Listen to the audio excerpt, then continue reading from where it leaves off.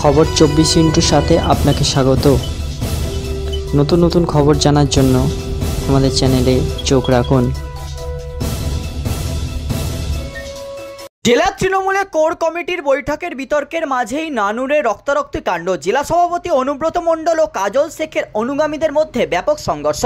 নানুরের বাহিরিতে আক্রান্ত তৃণমূল কর্মীরা, তারা অনুব্রতর অনুগামী বলেই জানা যাচ্ছে। সম্প্রতি তৃণমূল কার্যালয়ে কোর কমিটির বৈঠক হয়েছে। কোর কমিটির বৈঠকে নির্যাস অনুযায়ী অনুব্রত মণ্ডলের ক্ষমতা কিছুটা হলেও খর্ব হয়েছে। স্বাভাবিকভাবেই আরও বেশি অক্সিজেন পেয়েছে অনুব্রতর বিরোধী গোষ্ঠী হিসেবে পরিচিত কাজল শেখের গোষ্ঠী।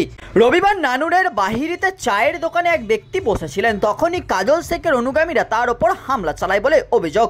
তাকে বাঁচাতে গিয়ে আক্রান্ত হন অনুব্রত মণ্ডলের বেশ কয়েকজন অনুগামীরাও।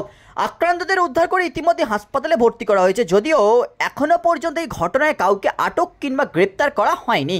কাজল শেখের অনুগামী তথা বাহিরির পঞ্চায়েত প্রধান জানাচ্ছেন, গোটা সম্পূর্ণই পারিবারিক বিবাদ, তা থেকেই হাতাহাতি। যদিও আক্রান্তদের অভিযোগ, কাজল শেখের অনুগামীরা সম্পূর্ণ পরিকল্পিতভাবেই হামলা চালিয়েছে। এ প্রসঙ্গে অনুব্রত ঘনিষ্ঠ বলে পরিচিত তৃণমূল নেতা জামশেদ আলী খানের বক্তব্য, প্রশাসন অপরাধীদের বিরুদ্ধে আইনত পদক্ষেপ করুক। ব্যুরো রিপোর্ট, খবর 24/7।